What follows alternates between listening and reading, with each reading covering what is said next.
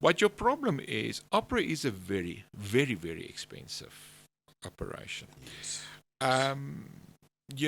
Opera is the biggest art form because it includes everything. Everything you do in art is an opera. And that means it costs money. Yeah. And if you don't have subsidy, you can't run it. Mm. And the problem is the state saw it as Eurocentric at that stage.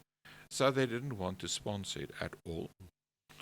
And that was not cutting your own nose to spite your own face, because there was so much up-and-coming black singers that they also left in the cold and the dark. Exactly. And singers that could have went to Europe as well, could have been pretty Hendes, and so many of them singing there. Yes. I'm still busy in the background trying to see how we can get this thing going again. I'm not giving up, because there must be a way to get it back. Exactly.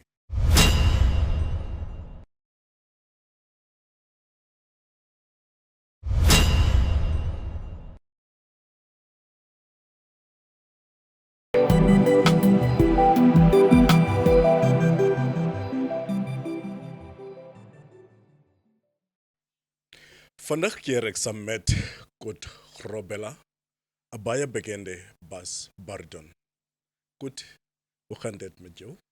Het gaan goed met my, maar ek is nie 'n basbariton nie, ek is 'n helden tenor. Ja. Drama Drama. tenor. Yeah. This is Grand Piano Truth, your number one choral podcast in South Africa. Like, subscribe, and share. Your subscription means we are growing together. Good. I'm very happy to have you. Oh, thank you. It's very nice to A legend of the game. Thank you. What did your schoolmates say when you left rugby and sing? Well, to be quite honest with you, I never played rugby. You never played rugby? No, in primary school already, I went for the first time. I was, in those days, I think it was standard 3 now, they call it grade 5. Grade 5, yeah. And I was there for 15 minutes, and I looked at this game, all of them running to one ball. And I looked at this, and this scrum thing, and they standing there into each. I look if they are skinnering, And I thought to myself, no, that sweaty type of bodies here. And if someone fought, no, it was not for me. So I said, no, sorry, I'm not going to play rugby. They were not very impressed with me. But I also didn't sing at that stage. Okay. I did little poems on the Eisteddfod. But that's all I actually did at that stage. And in high school, my voice started to develop. Well, I must actually say, in standard 5, grade 7, we had a school operator, and I had the main role in it as the kermisbaas. Okay. And literally, I think it was 6 weeks before opening night, my voice broke. So it became a speaking role and not a singing role. The poor choir had to take over all my little songs. Yes. And so that was not my chance for a debut.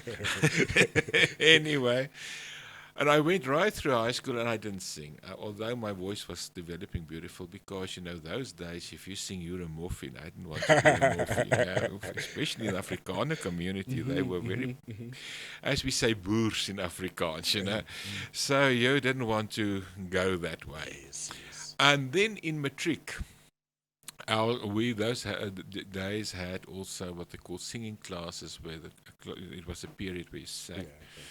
And this woman, Marieke Besuidenhout, she then said to me, you know what, I think I'm going to enroll you for the Eisteddfod. It was the Johannesburg Eisteddfod those days. For singing. So I said, yes, it's high time that you sing. I said, all right, I'll do it, but there's one thing you must understand quite clearly.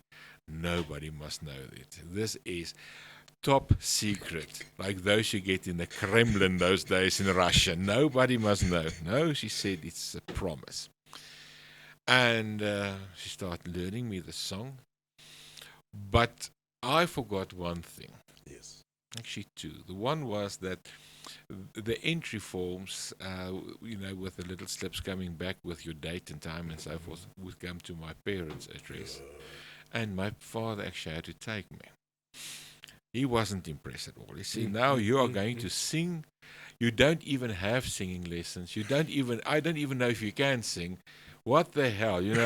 I'm a teacher in this vicinity. You carry my name. This is not a very good situation we're sitting in here at the moment.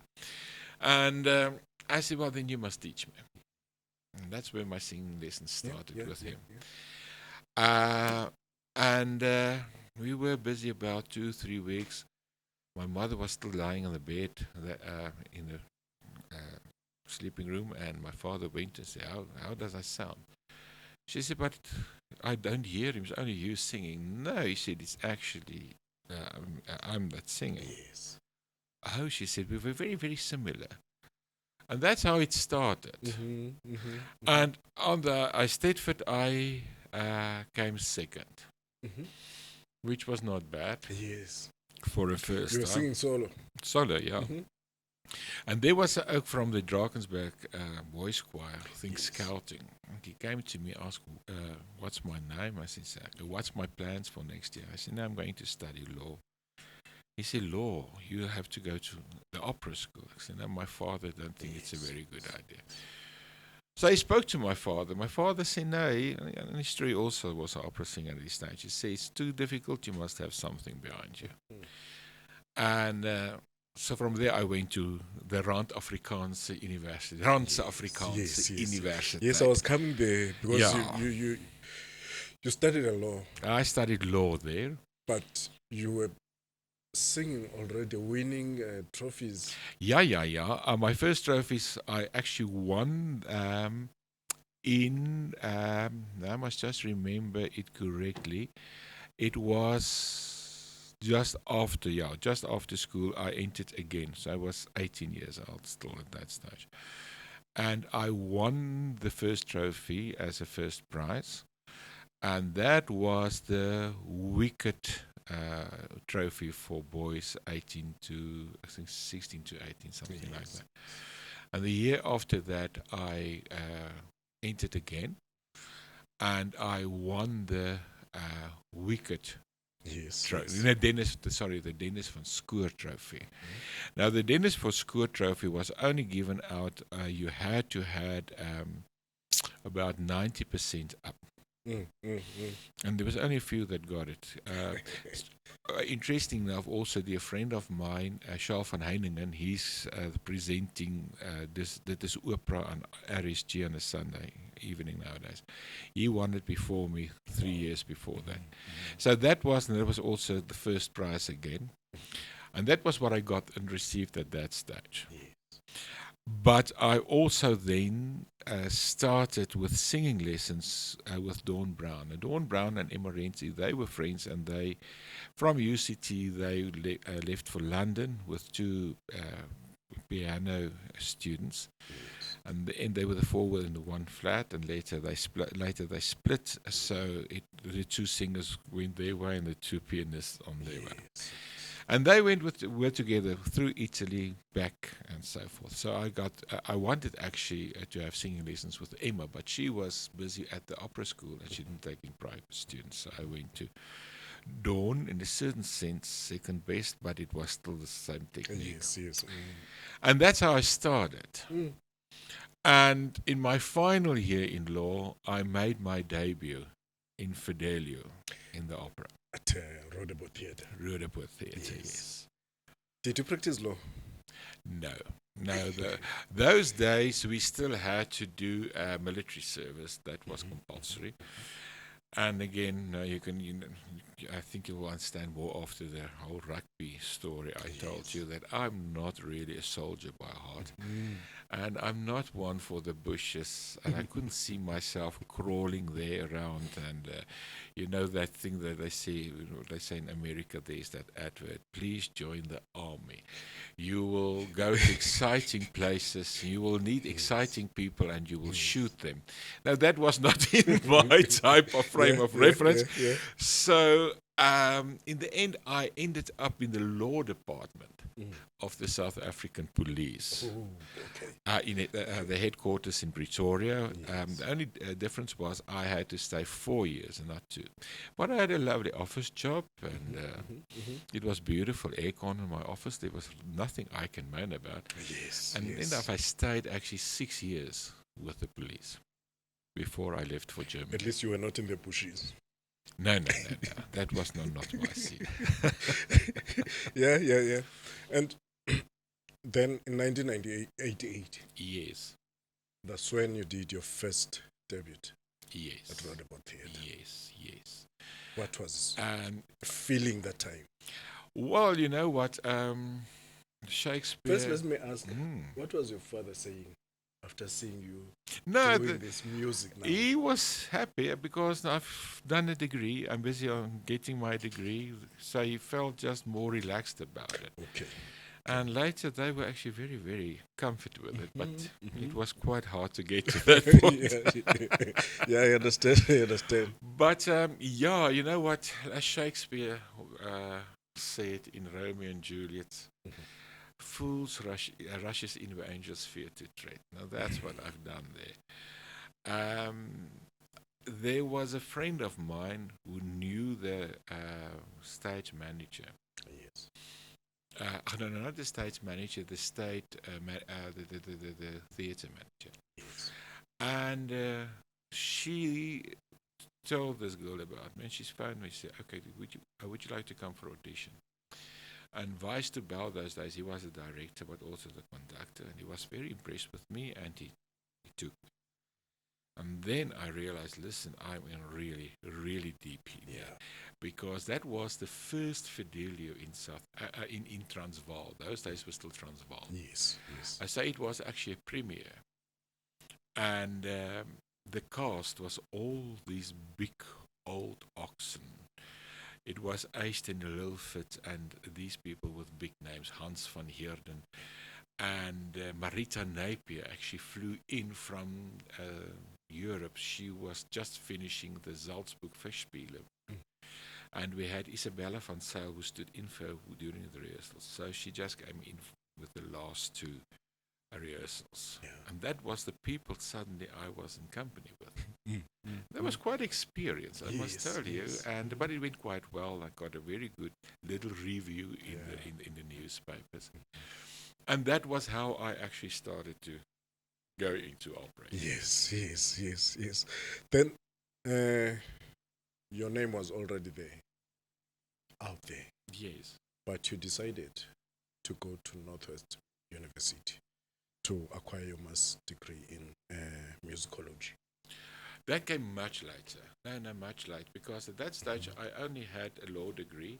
But what happened while I was in the police force, I had a very, very good boss, Johan Berger.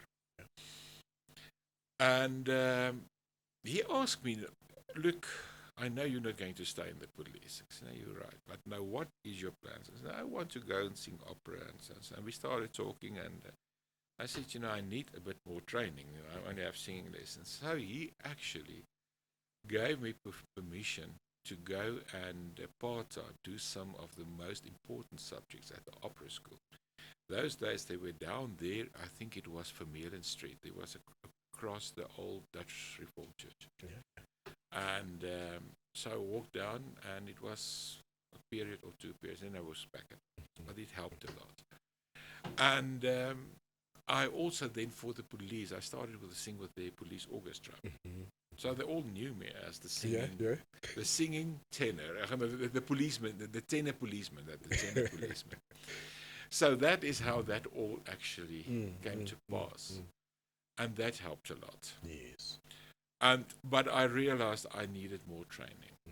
So after I left Dawn Brown, I went to Louis Botha because he was in Pretoria, and I worked with him. And then I decided, okay, I wanted to go to Germany. It was also actually Hans van Heerden that told me, he said, listen, your type of voice is definitely Helden tenor. You're not going to get the right teachers here. You have to go to Germany. Yes. So I said, okay, but where in Germany? He said, no, how must I know? I see you must make a plan and go and search for a singing teacher, which I then did. You know, with youth, you are really still doing things that I won't even consider to know. Everybody asks me, okay, where in Germany are you going? I say, no, I don't really know. I'm just going to Germany. And you know, the answer was, you know, Germany's fairly big. I said, no, I know, but I'll find my way. Yeah. And one of the old repetitors we had, Dr. Ebert Kunkel, also German, and a beautiful person, he then gave me the address of the state agents. He said, well, go and try there and see what you can do. Okay. No, they were utterly shocked because the agent from Germany. Yeah, it's just that's agents, and they put you. You know, you if you on their books, they'll search for work. Okay. So now Germany is very. It's not like Africa. We do here what we can and what we want and take chances, and that's how we are now. Yeah. But not in Germany. Everything is like by the book. It's like little boxes. Yes. And here I walked into this audition. So I'm not here to audition for a role. I'm auditioning here to hear where I can find a singing teacher. They were shocked. No, they said, that's not really what we do. But we'll listen to you. No, they said, it's a beautiful voice, but we can't really help you. And that was the Frankfurt am Main. Yeah. And I walked out, I thought, okay, now what now? And something in myself said to me, go to Munich. The answer is there. Yes. And I had friends there in Bad Wiershofen, so I stayed with them because I had to wait a week again to get the audition there. Yes. And there, funny thing happened. I was there, knowing for the fact I'm going to get the no again. But while I was standing around there was a German old type of man, and he said to me, are you here to, as I said, forcing to audition? I said, no, I'm here looking for a teacher. Oh, he said, that's a funny place. I said, well, I'm coming from South Africa. I don't know where to start. And, you know, to put it also in perspective, we had the sanctions against us due to the apartheid system. Yes, it was quite strict. Exactly, yeah. And besides that, there was no internet. So there was no way really you could actually get it. Yes. And the singers that was here came back, you know, the old retired singers, and they were seldom keen to give their information. So you were actually, in a certain sense, really in a situation. But anyway, and I went in and I sang, and he was standing outside, and when I came out, he said, okay, I'll take you. I only take 3 students at one time, and I've got one opening. But you have to be in the against Prince Regent and Opera that same evening. I said, no, okay, I'll do that. Yeah. And that's how I started. He gave me a bursary, and I worked with him. And I think the thing that also got me in was he knew Handy van die Kerk, which was also one of our great singers singing that side. They were friends, and that helped me to get in. And that's how my training started, that side. Yes. Then, while you were on that side, how long did you stay? I stayed there. I was there for 3 years, and then I also flew in 2, 3, or 4 times, and I stayed for a while, training with him a bit further. My main aim was not really to do an international career. It was in the back of my mind, but you know, Emma Renzi once said a true thing. She said, you know, you must be, if you want to sing in Europe, you must know that's what you want to do. You must have that heart of a singer to know that is the road and only the road. And that was not me. I realized it from the start. And I wanted to sing for my own people. So what happened, I did oratoria there. That I did. And I did a lot of art song recitals. So yeah, I sang in a few places. I sang in Augsburg, and I sang in Bad Wiershofen, and I sang in Mendelheim, and a few places there. And also in Italy, I sang in Milano, in Milan, and I sang in what is the place's name? The yes, now I can't remember. It's north. No, that's not Padua. there's a university there. Verdi and Puccini, all of them studied at that university, and I can't. I'm thinking on Padua, but that is in Germany. But no, it's right. It's Padua. Paderborn is Padua, University of Padua. Okay. That's where I sang aria antique recital. It was me and a soprano and a baritone. And we all three received what they called the Venezia coin for promoting the aria antique, which I didn't really do, but it was a great gift and accolade. So that's what I did in Germany. And then I came back. Then you came back. Yes. Because you didn't want to stay abroad for a long time. No. Then you came to do what in South Africa? Well, you went back to your old job? No. My whole thing was I wanted to see if I can get into back to opera at that stage. So I phoned Johan, I think it was Engelbrecht, or Johan van der Meer, I can't remember his surname, but anyway, I phoned him. He took over from Niels Hansen those days. Yeah. And he said, yeah, please come and audition. We know we have place for a dramatic tenor. And I flew back, and suddenly they were beating around the bush. It was very vague. And Yeah.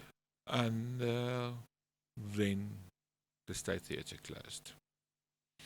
I don't even want to go there because it was just a political thing they did there.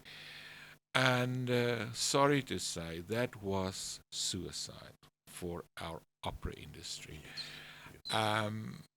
With that, all the companies actually closed. Only Cape Town saw what was coming, and they had a bumpy ride, but they got through. The rest didn't survive.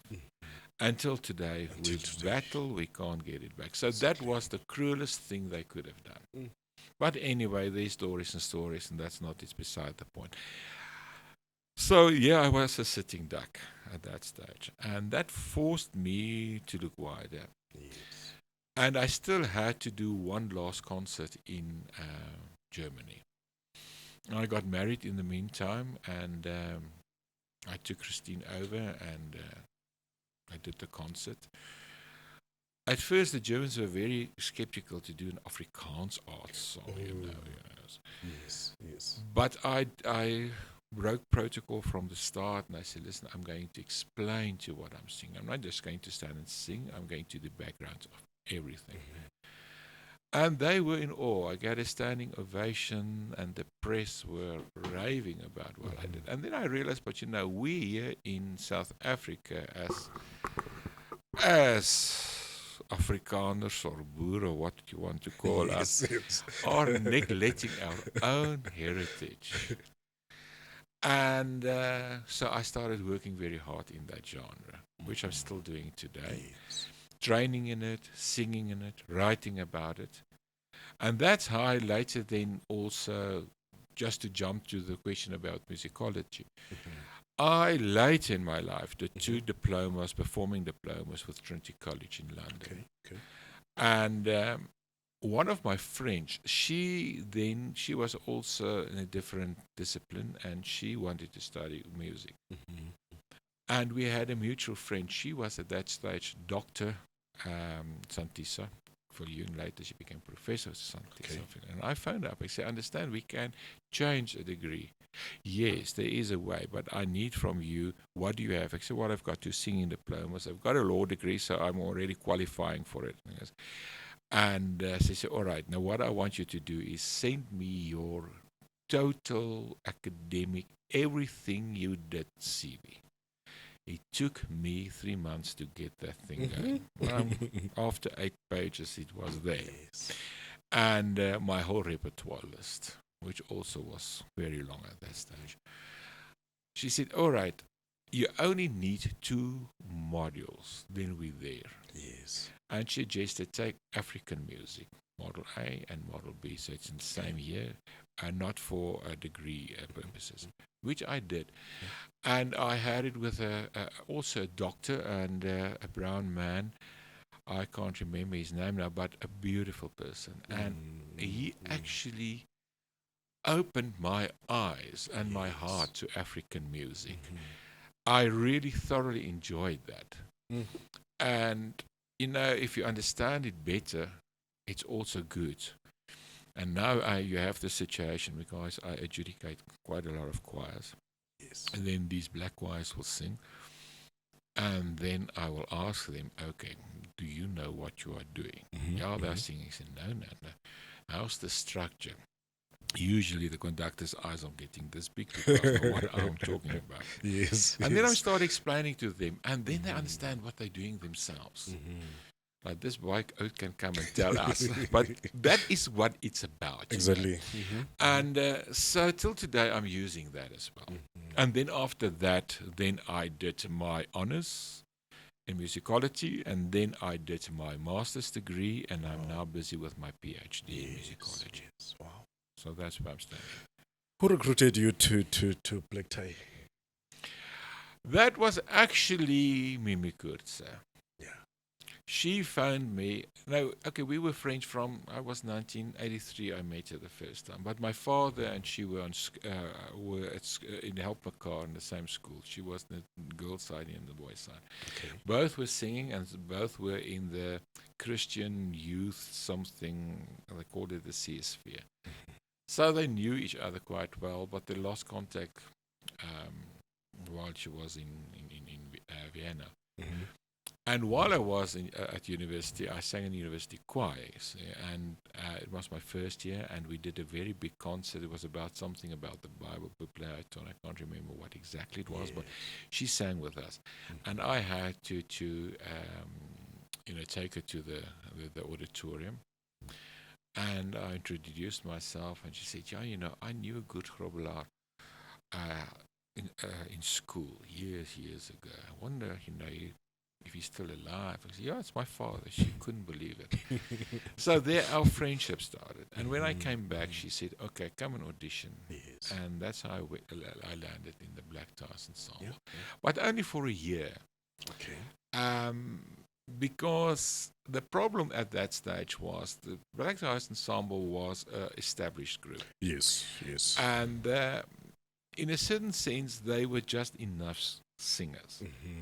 Which made it very difficult to sing for them, because now they give you, as we call it, a pencil-in type of appointment. Keep that date open, which you then do, and then they're not going to use you. And so I said, I can't go on like that. So my last thing I did with the Black Ties was we were only, I think we were 4 singers that went down to Grahamstown for the Packed Opera Orchestra, which was known as the New Art Philharmonic, for their last concert, which we also then sang for. That's where that stopped. Good. You went to big stages overseas. You saw the groups like Black Tie Ensemble. Yes.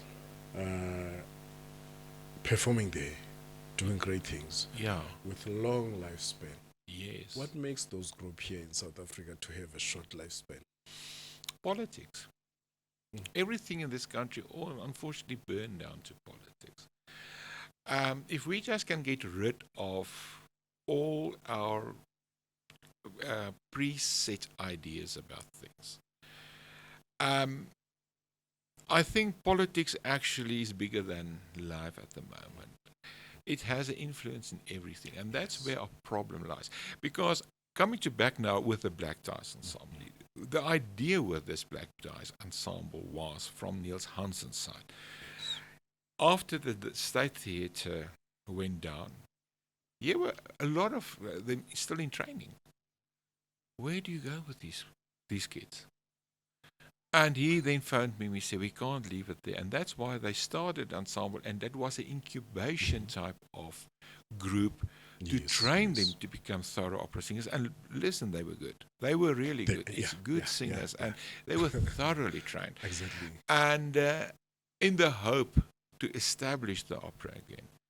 But your problem is, opera is a very, very, very expensive operation. Yes.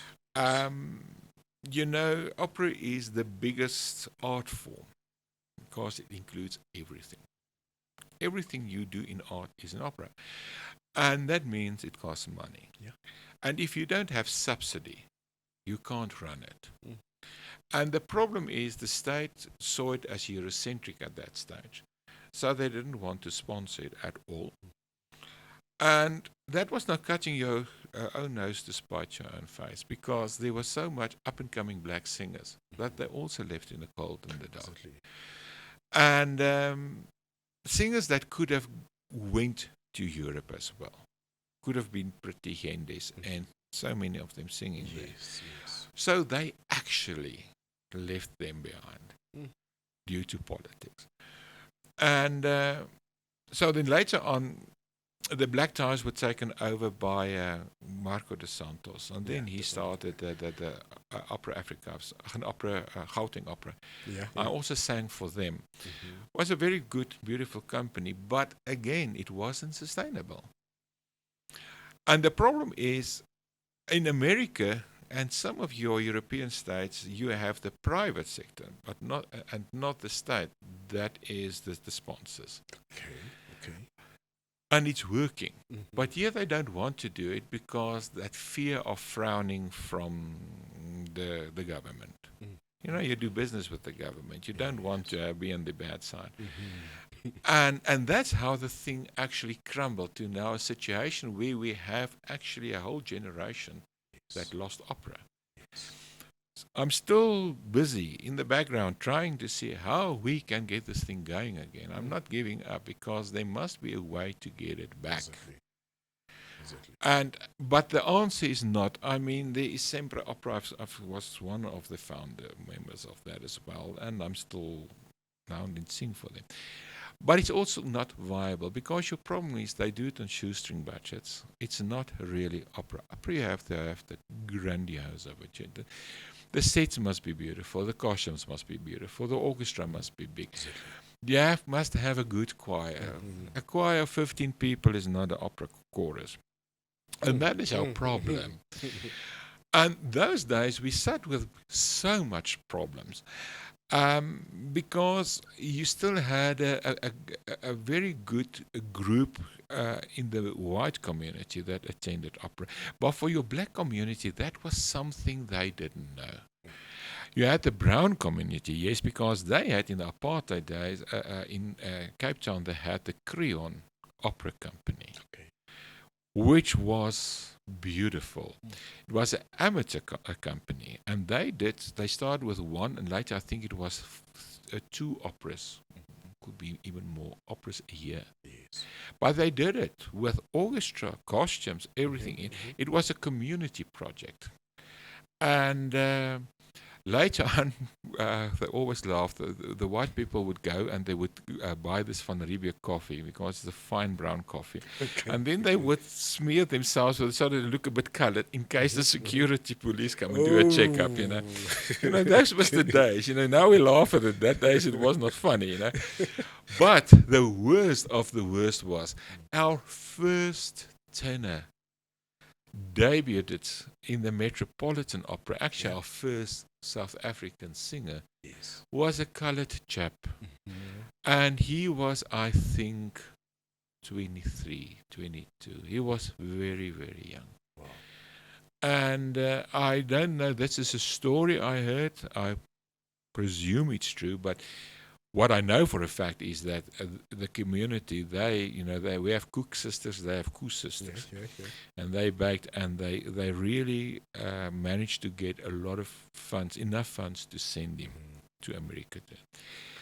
And you walked in there to do an audition. No, they said it doesn't work that way. Yeah, but here's my resume. Yeah, but that's not good enough. You have to know. We want to see really good big theaters here. Yes. And he said, but I'm from South Africa. I'm a little colored oak. I'm not even allowed to sing in that theater. Now, how must I do it? Okay. And they said, okay, sing that we can hear. Just not, that laid down softly. He came so far that he at least sang. He said, what it cost to got him there. And when he opened his mouth, they gave him a contract. Wow. And here it was never mentioned. Nothing. Mm. I myself found it out a few years ago in my late 40s. Mm. Couldn't believe what I Yeah. heard. So that was the atrocities you had. Mm. And that thing went through to everything. So we also didn't have the Yes, audiences. yes. And I sang for Opera Africa, the same thing. There were still strong audiences, which after they finished, the audiences were lost. Yes. So the Gauteng Opera had a battle to get audiences. And you had a lot of good singers, but that was what we had in the black community. And somehow it started to change. I was 2 years ago at the Lucia di Lammermoor from Cape Town Opera up here. And it was a Saturday, but it was a Sunday afternoon. And I was surprised that 3/4 of that civic theatre, and it was fully packed, was black supporters. That's how far we have grown. Yes. And that is what's so beautiful about it. But now now we've got the audience, we've got the singers, but we still don't have the means. While we're still there, do you think we have grown to that point where you can see much black people in these opera concerts, but you don't see much white people to those choral competitions? Yeah. You see, you still have a problem there. You see, that's all the breaches that's still not going. And I think, in a certain sense, it lies in the fact the different cultural approach to choir. Okay. In the white community, which is good, they would do an African song always in the recital, but they do it really westernized. Yes. I mean, Yeah. at least they are now starting the moves. It was always, wat dat te sê, Christelijk nasionaal en enkel gereformeerd. Now at least they start moving. Yes. But we're still not there mentally, I think, because you have got these Saske choir competitions, which is big, and I've adjudicated once or twice for them as well, and the standard's very good. Yes. But there's no white choirs, there's no Exactly. colored choirs. Exactly. It's I only think we black saw choirs. white choir year before last from Cape Town. You see, the first one. Yes, the first one. And it came even last year. Mm. Maybe they are coming even this year. You see, if you have 1 to 2 to 3, it will start happening. Yes. But the thing is that we have to break that barrier. Now, I was asked now by primary school where my kids were in, to take over their school choir next year. And funny enough, I had a thought in my mind. Okay, I have to get to convince the headmaster that we at least look at that as well. Because if we want to get our art, not only opera, art, the real classical art going, we'll have to get this bridges burned down. We have to become one nation. Leave all the nonsense for the politicians to fight with. Yes. Our only fight is the survival fight to keep going due to them. I don't know how the audiences look with the Saskia competition. It's very difficult actually to really know what's going on, because a lot of it parents. It's parents, yeah. So it's not really that you can say it's an audience. It's a captured audience. You understand? Yeah. So, but it's there. Yes. And we are slowly but surely getting somewhere. It was one of my black students. He started now with me. Beautiful voice. He's, I think, 38 at this stage, but I still can't save him for a very nice lyrical tenor. And he asked me, do I think opera will ever come back? And I said, in my heart, I would say yes. In my head, I would say no. Because you can't think about it practically, because then there is no chance.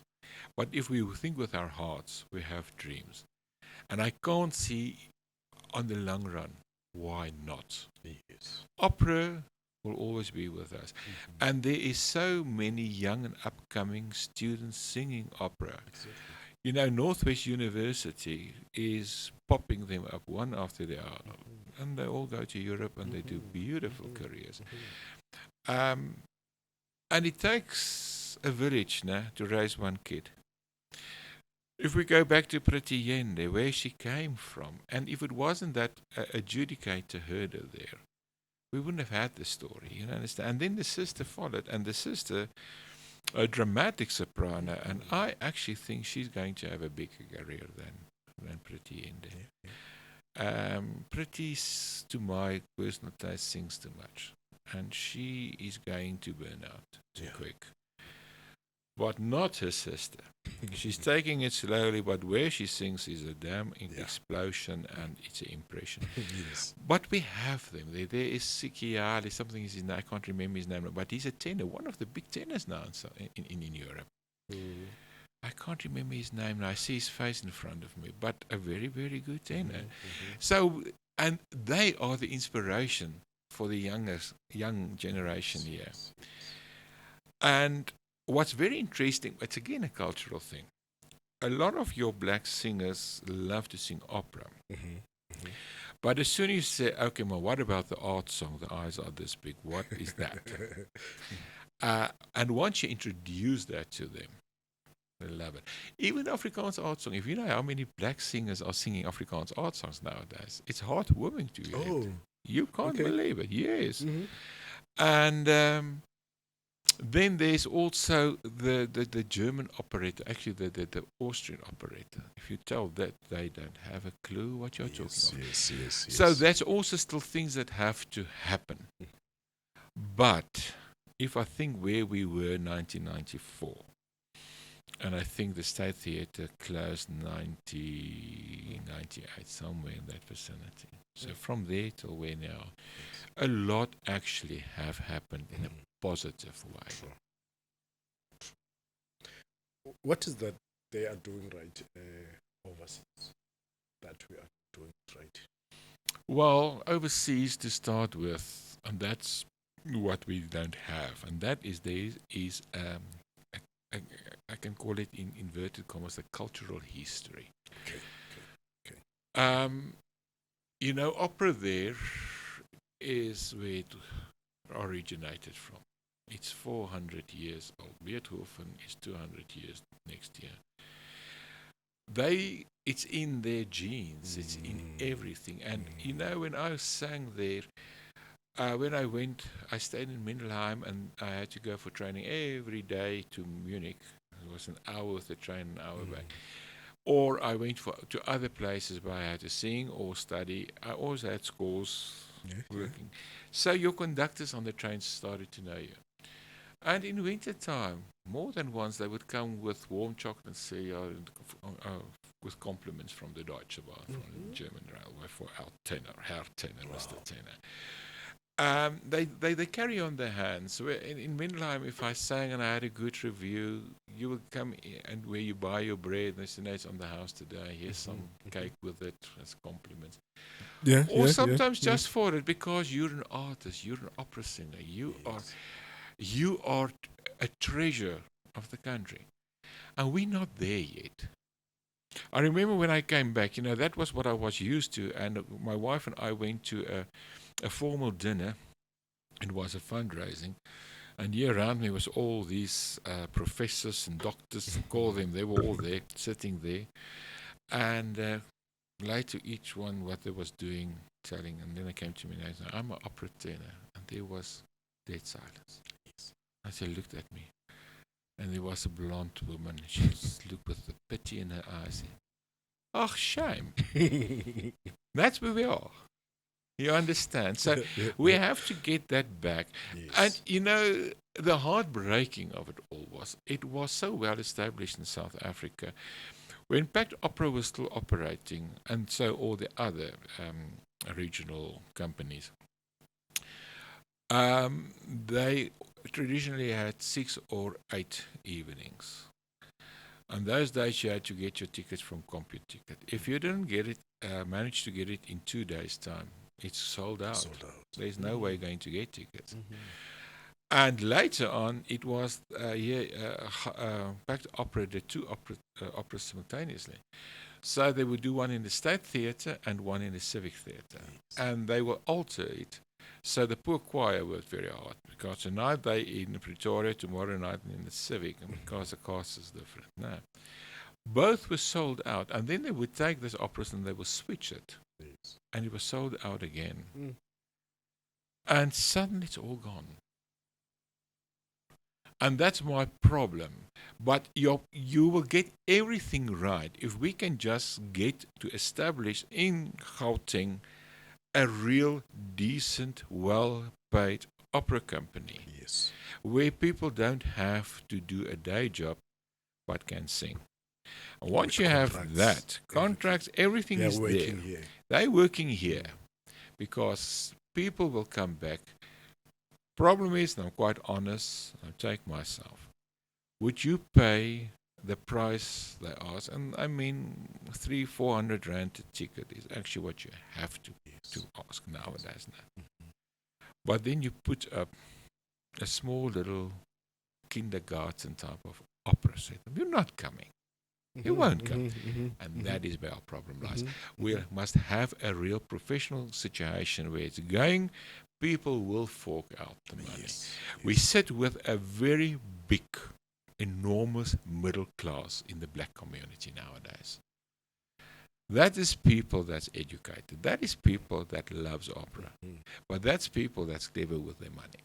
And that's our situation at this stage. What can you do? What we can do is, the first thing is get funding.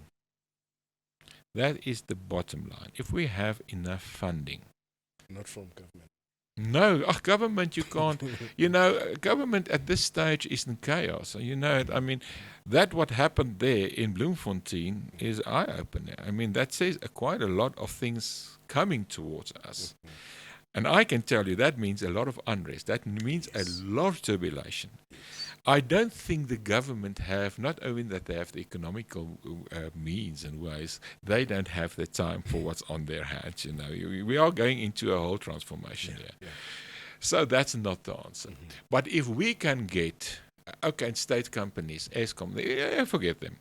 But if we can get back to the old Anglo-American type of situations, big companies, that is in this country, if we can get them to say, all right, we will sponsor. This one will say, okay, I'll sponsor this opera, that one, that. But at least for 5 or 6 years, every year you sponsor that opera. That's what happened with Joburg Ballet. They closed. And it was the mayor, that politician, he's still around. He's now running for mayor again. I can't remember his name now. I'm bad with names, sorry. But he's now, I think, with Action South Africa. What's his name? Mashaba. Yeah. He went and he gave them for 6 years. There was, I think, 1 million rand or something from the Joburg municipality. And they got up and running, and they're there. And that is what we need. If we can get a company, it's like because for one company it's a lot of money. But if you do one opera for 6 years, every year one, and we have the money, then we can start getting back to nice sets. We can start to getting international producers coming in again. People that you can get some international singers coming in, because that is how you learn the others. That's how the old South Africa worked. They had singers coming in as well. But how did they start? Let's go and look there, because my father was in that era now. And they started with amateur companies. There was the Johannesburg Operatic and Dramatic Society, which they called JOTS. And there was the Pretoria Opera Academic Society. And everywhere there were these guys. But your singers, Coert and all these, they were there at the aula, there on the lawns. They built the decor. That's how they started. But they had an audience. They always had a guaranteed sold out audience. Yeah. We don't have that. We have to work the other way around.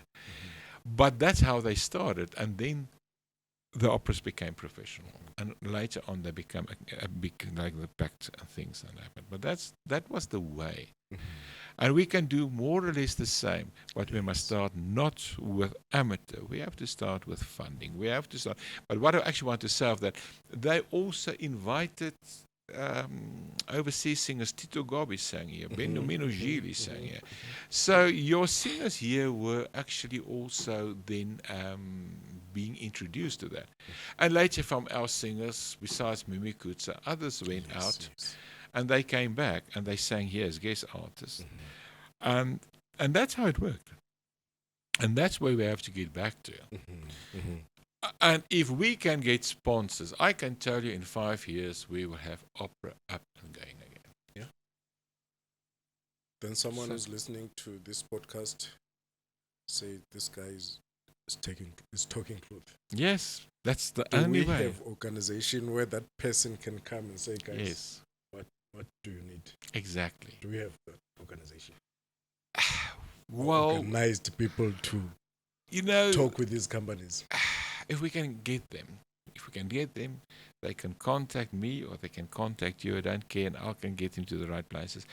But we know, to give you an idea, we don't have to start in the State Theatre. We don't have to start in the Civic. Where we can start is in the Roodepoort Theatre. Roodepoort did a lot of operas. It's actually rigged for opera.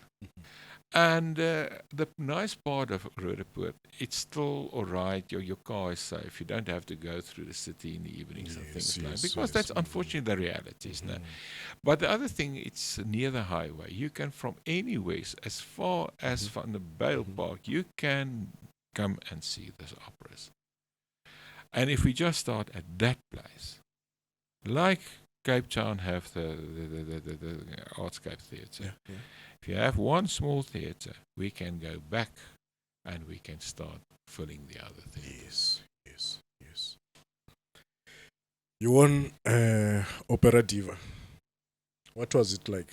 Like Idols type of vibe? You know what? I knew it. Stage chef, I never had really idols, but I had some that I looked up, mentors. One of them was, of course, Emma Renzi. She did a brilliant career, and I still know her quite well. And what she taught me, also theory-wise, was precious. Mimi Kutsa, that died now 2 evenings ago. We were great friends, and with her also, I had also a lot of input there. And then Carla Poel, she became one of my singing teachers, and we also still today we're going on.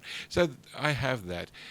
But then people that I really admire is Placido Domingo, Maria Callas, Bendomino Gili, Caruso. There's so many of them actually, of the old singers, big singers. And speaking of Placido Domingo, you know what happened to me? I'm still not over it after all these years. It was, I think, my 4th evening in the Prince Regenten Opera. And the Bayerischen Staatsoper, it's the Bayern Stage Opera.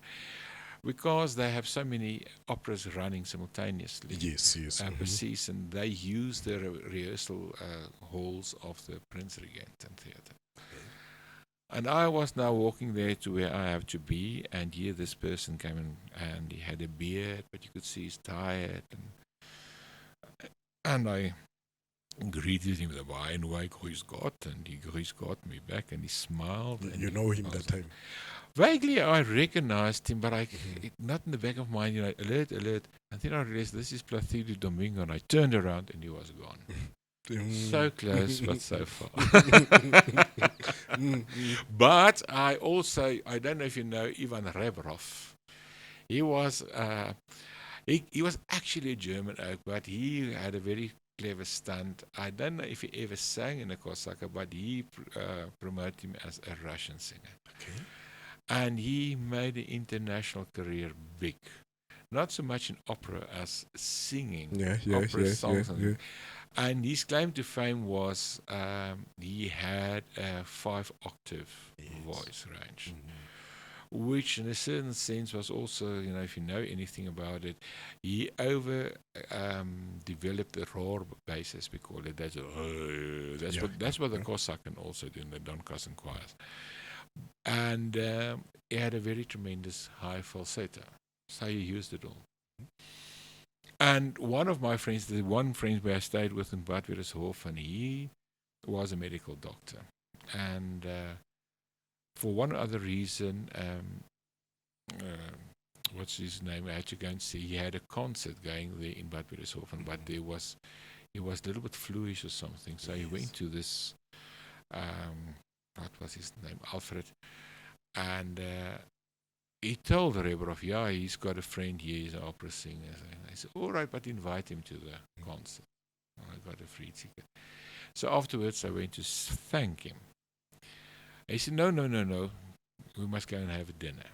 So I have a dinner with him in Munich. Yes. 3 evenings later. And that was the experience. And he gave me a signed, those days still CDs of his work. So yeah, I also admired him in a certain sense, Yeah. So, but that's more or less, idols. Even in with composers, I have my favorites, but I won't say idolize them. Mozart is not one of my favorites. Okay, let me go to this question. We know music sometimes can be emotional. That one song that you sang then when you come out of the stage, you were in tears. Which one? And why? One of those arias is the Vestila Juba from Pagliacci. Because what's actually happening there is he saw his wife that he so dearly loved, and she's having an affair with one of the lesser harlequins in the company.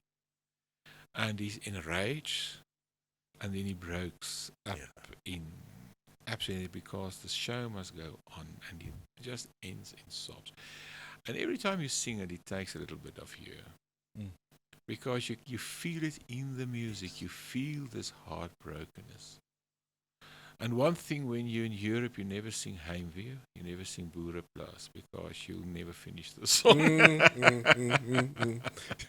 Really? Yeah, because it's very emotional. It's too close to home. Because what we have here is this openness.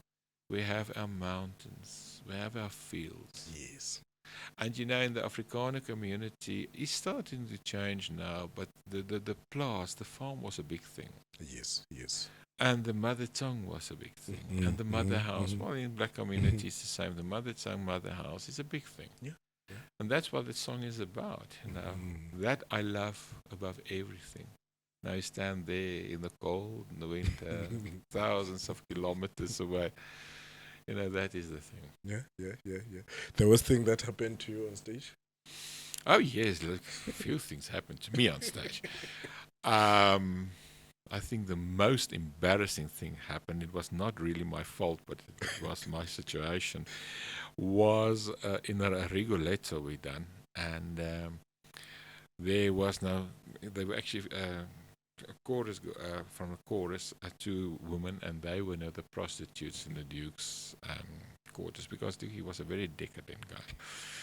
And the Duke and I were sitting discussing. I sang Borsa, and then they would pass me, but it was crucial for them to either wait a bit or move over, because there was just in this whole opera one beat I had to get from the conductor.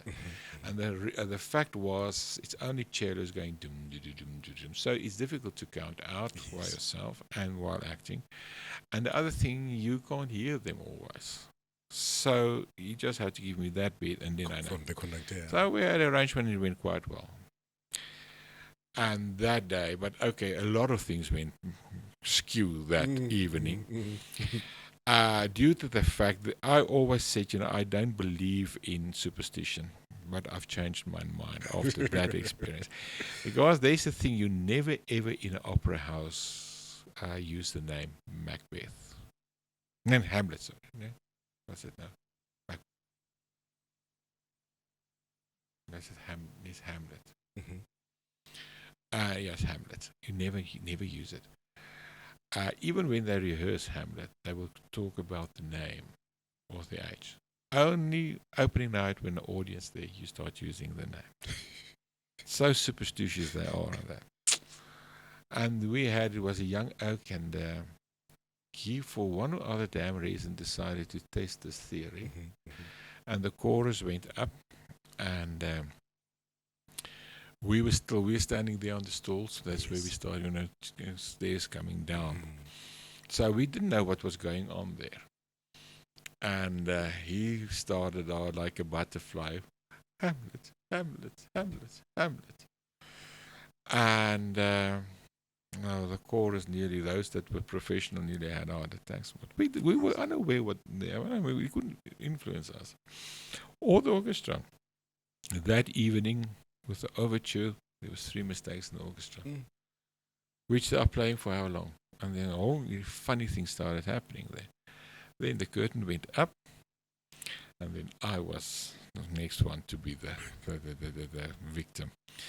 I was sitting there, and was still Stefan Louw was sitting that side of me, so my right hand side. And he was actually the first victim, because suddenly we just had our sit. The smoke machine went off that was supposed to go off in the fourth act. Mm-hmm. So it was also not in place. It was just standing there behind him. And I just hear I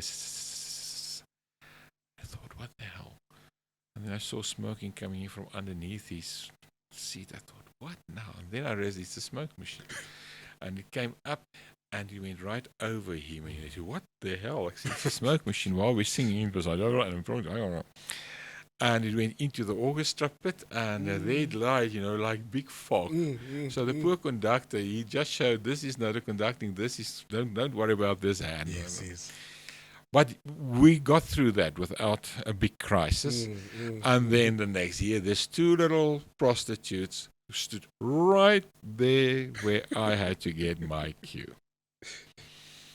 And I wanted to fall in, and I thought, no. If I am a beat behind of a beat, the whole opera is going to stop, because you can't fix it again. It's like running. So there was dead silence for 13 bars.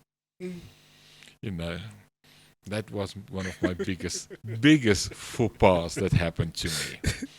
But you managed to control it. Well, what can I do, And they fired him after the first act. He had to leave the theatre, and then everything went well. But even the poor guards that had to run up, one tripped and took the other one to down again. So that was one of those evenings. But that, I think, was my worst situation on stage. Good.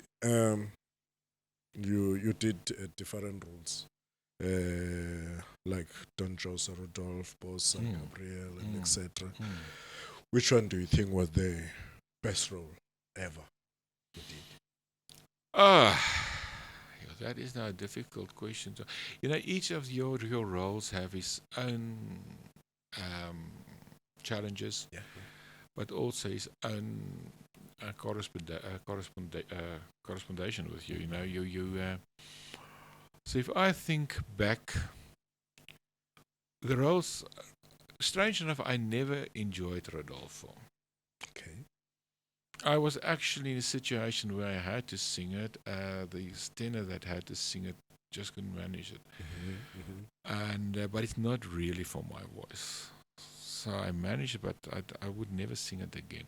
But a role that I really, really enjoyed, and I would love to do again, is not in the opera such as in the operetta. And that is Gabriel von Eisenstein in Fledermaus. That is so lovely to do.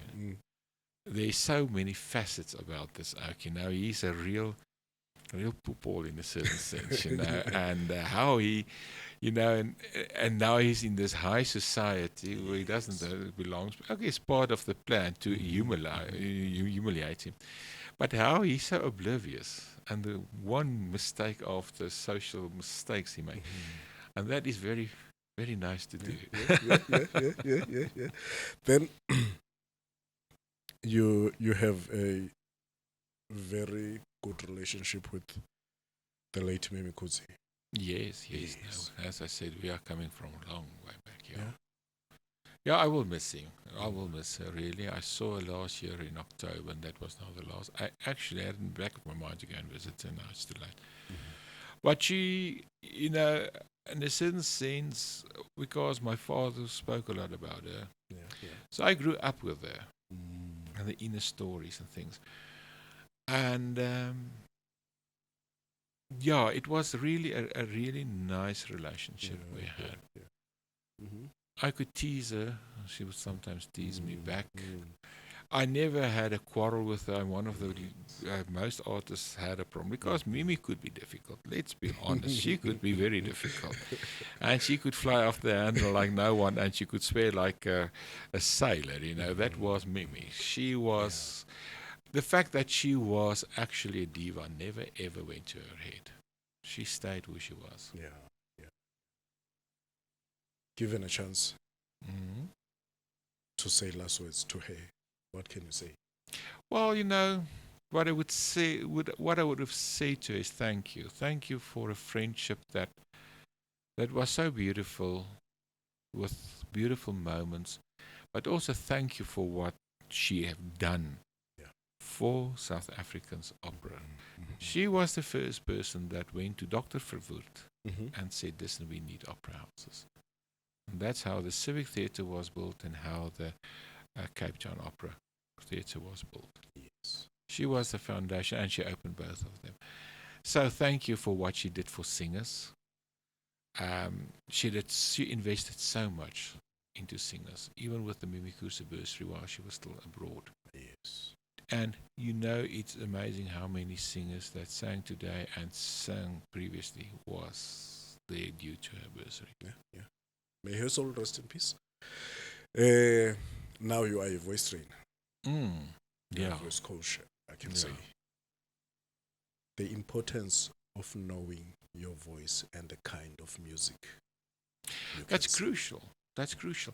And unfortunately, we have a lot of charlatans here teaching and don't have a clue about their own voice. What the hell, no? And they want to teach other people's voices. This one Agno started with me. He came in here and he already sang dramatic tenor repertoire. I said, you know, you're too young. You can't sing these things. You're going to ruin your voice. His eyes were very big. Now, what? And I said, no, it doesn't work. You have to go through the whole conveyor belt. Okay. It's very important. And you have to understand technique. You must understand why you need technique, and you must understand your own voice. You know, your voice is not like a piano where you just go and sit and you play and everything. We are emotional beings. We sometimes don't feel well. Sometimes the voice is just not there. Yes. Now tonight you have to sing. So then you have to start early in the morning, slowly, every few minutes, half an hour. So just do exercise of 2 in falsetto. Coach it back till you have it for the evening. Okay, that comes with experience. Other times you have a voice that is just there. You don't even have to warm up. But you must know that. If you get into trouble with, okay, now here comes this note, and it's not going to happen, it's going to crack, what am I going to do? And you have to know how to adjust the voice. Yes. Because sometimes it's too late. Because the thing is, it's never the note that cracks. It's 3 or 4 notes back where the problem started. Yeah. And you can feel. You're going to feel it. Yeah. And sometimes you know, okay, just do this or just do that. Sometimes you can't do anything. But you have to have the abilities to understand what you're doing. And that is why vocal technique is so important, and why I always tell my students, listen, you're not here to become famous. You're here to work. Yes. Famous is just a bonus point. And you're here to learn to work with your own voice. Yes. And yes, that's yes. why I also trained differently. I've learned this method in Germany. Here and I was through the same system. You do the same exercises every week. So later on, you even put your watch on it and see, you know where we are on the list. But at the end of the day, you sing so beautiful, you can't sing one R, you can't sing one song. Yes. And it always bothered me. And this Mario Fields had a different approach. Every time it was different. It was the same exercises, although he would bring in others, and that's what I'm also doing. So it's not always just the same exercise, or sometimes different texts. And every lesson is different, because then what happens is now you train the subconscious, and when you start singing, it all falls in place because you don't sing exercises. Yeah. Now you sing the thing we got due to the fact that you already did it in certain ways. Yeah. And that is how it works. Okay. And as a vocal coach, you must be very responsible. If you work with, I don't really like to work with young children, but sometimes, there is, with a mummy, you have always had this helicopter mamas. Now we have the drone mamas, they're even lower. And now they don't take no for an answer. And if I can hear that it's a good voice, then I will start training them before someone would damn them, But then you must know, you only with toddlers, well, I don't take toddlers, but up to even 10 years old, you only go either from the middle C to a C, or if it's a good voice to an E. But you never overstep that boundary, because the range can maybe to an A. It doesn't matter. You're not supposed to use it. It must stay dormant, because that voice must learn. Another thing you get, especially with girls, that the voice till they're 15 can have a huskiness in it. Yeah. Then they force that huskiness out. And when the voice, because girls' voices actually, in inverted commas, also break. The vocal cords just becomes thicker when they're 16, but you can hear there's a change. Yeah. And then what then happens, now there is no space for that vocal cords. When it has to grow and get thicker, you destroy it. Yes. And they can't sing further. Or you take the top away. And that's what you leave that. And when the voice is ready, it will all do it by itself. And you never force volume. Yes. You have to wait. The voice will give it when the voice is ready. Yes. And then you have beautiful voice. Because the thing is, you have to get everything in place. The voice must be totally free. And that was a very interesting situation. This oak came in. It was a brown oak. And he sang bass. And the more I listened, I said, something is not right. And you're not a bass, but what the hell? And it took me about 4 or 5 lessons. And I said, you know what? You're a tenor. You're a lyrical tenor. No, it can't be. So we had to flip that whole voice around. To me, that was a challenge. How do you do that? Yeah. Now I went into my books and all my reference, and then I said, okay, this is the way. And he's singing in England at the moment. And it was it is a beautiful voice. But it was a challenge to get it there. But you see, that is what wrong training does. You must know what you are doing. The other thing is also, don't push a voice. When they start, it's slow. You rest a lot, because you take the voice to gym. Later on, you can go on and push a little bit. But they must understand exactly what they are doing. And it's your work to do that. And then, of course, as we say, we're emotional. And you hear emotional, the emotion in a voice, always. And they will come in like, this was a bad day, or something. So now we have to do a different way. Don't force the voice. Now you soothe the voice. And by soothing the voice, you soothe the soul. And they go out. Happy $1 million. All the girls burst out in tears. And I say sometimes I feel also like a Catholic priest, because when they see me, they want to stand. And yes. But and that's all part of it. And then you can say Euro. And as I say, I consider myself also, as they call it in Germany, a Meistersinger, a master singer, a maestro. I'm not a singing teacher, because that is down there, and there are some of them that's really good, and I appreciate when I also get the students, but there's a lot of there that's not supposed to be there. One rule you can change tomorrow in opera space, South Africa. How do you mean rule? Maybe something that is there that you wish you can change in opera South Africa. Yo, there's so much wrong at the moment. Where will we start? I think it is the thing of getting people to realize how valuable opera is. Getting them to demand opera. Getting them to attend opera. Yes. Have an open hand.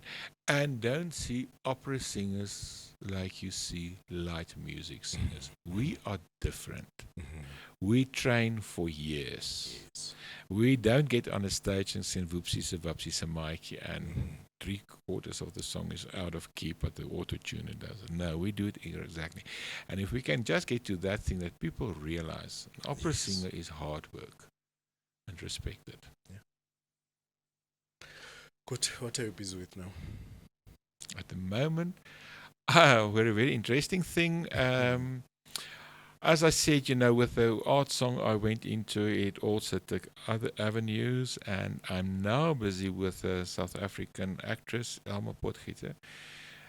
We are going to do about Eugene Marais, the poet who shot himself 90 years ago in Pelindaba, and it's so interesting. Or you would know, you guys know Zulu, but it means the end of the story, and that he did it there.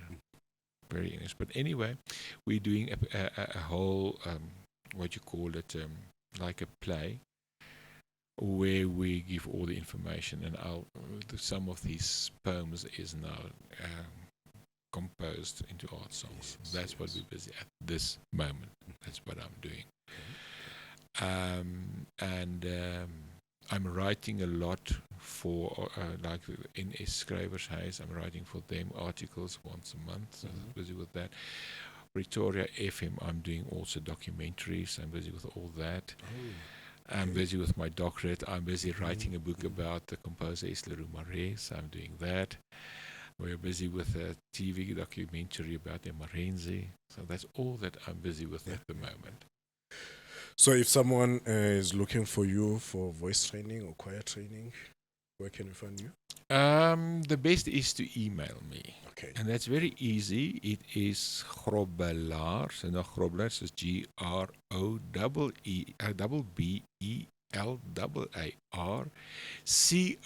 Coert for Coert, the figure 2 at gmail.com. Okay, James will put it there.